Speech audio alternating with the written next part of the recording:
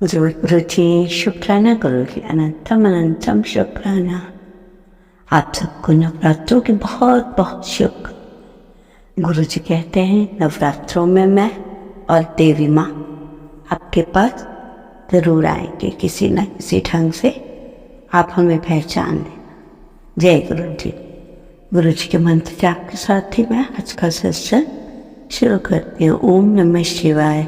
शिव जी सदा सहाय। ओम नमः शिवाय। गुरु जी सदा सहाय।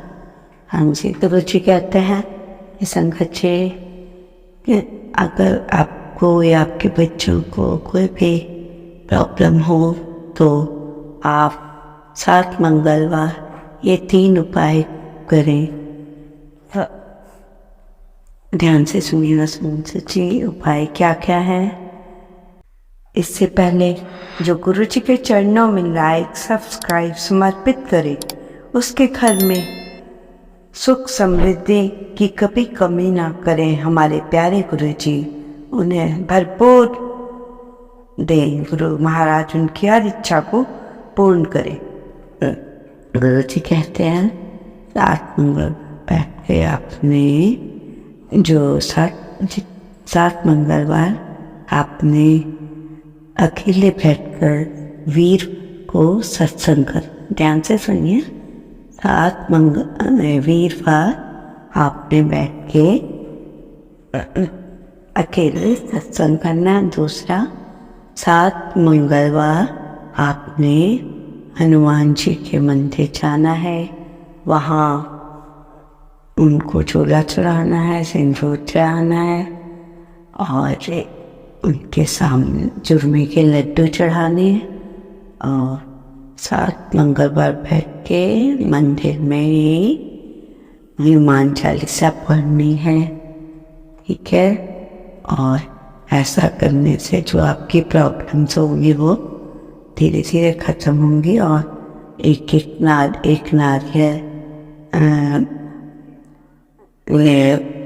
आपने हनुमान जी को और एक नारियल शीतला माता को और एक नारियल काली माता के लिए।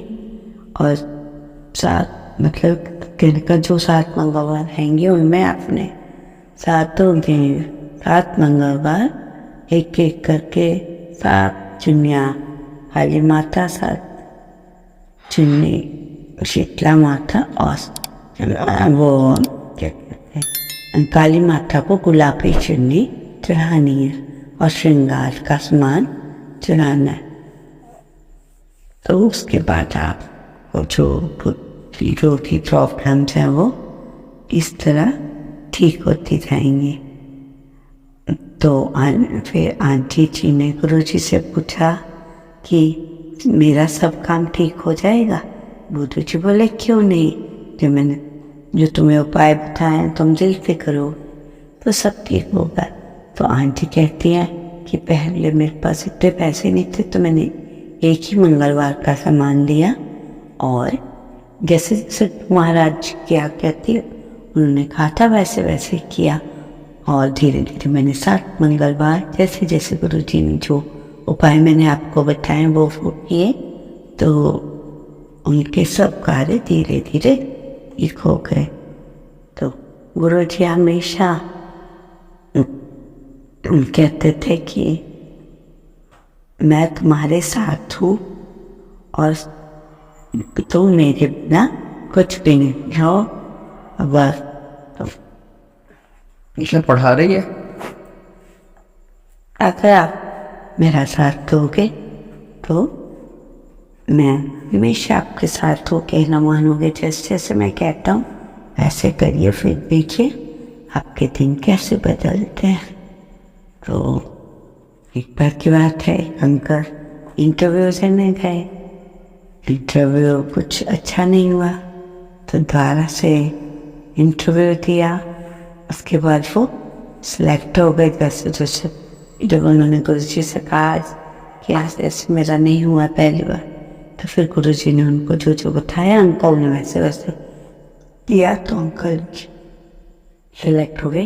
मैंने कहा थे संगत जी जैसे जैसे गुरु जी बताते हैं वैसे वैसे कीजिए। फिर आप नहीं होता तो गुरु जी से कहिए, हमने आपको अपना सब कुछ माना है, आप क्यों हमारा काम नहीं कर। और देखिए गुरु जी तो परीक्षा बीच बीच में लेते हैं, तो और आपका काम कैसा हो जाएगा, क्योंकि जिसको हमने अपना गुरु बनाया है उनसे रूठने आओ मनाने का हमारे पास पूरा अधिकार है। और गुरु जी भी अपनी संघर्ष के बच्चों की तरह कभी कभी रूठते हैं कि जब वो कोई गुरु जी का कहना नहीं मानते, फिर बड़ी सख्ती से कहता है, कितने दिन हो गए कुड़िए, मैं की क्या से तो सुनते नहीं है। मतलब मैंने क्या कहा था, ये बात तुम सुनते नहीं हो। तो देखो गुरु जी क्या क्या नहीं करते। इस आंटी ने तो मुझे, मैं सत्संग सुनती थी, उन्होंने बताया कि उन्हें 3 साल की उम्र से ही अस्थमा था। संगत जी ध्यान से सुनिए।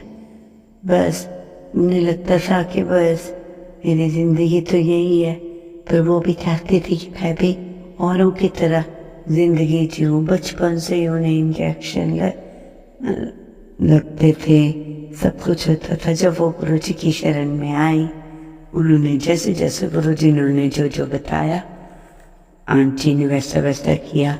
उसके बाद तो आंटी बोलती मेरा अस्थमा पता नहीं कहाँ चला गया, मैं बिल्कुल ठीक हो गई। और ऐसे ही मेरे पापा को भी कई प्रॉब्लम्स थी, तो मैं गुरु जी के पास ले गई। गुरु जी ने कहा आपका ऑपरेशन होगा, और गुरु जी अपने कमरे में ले गए।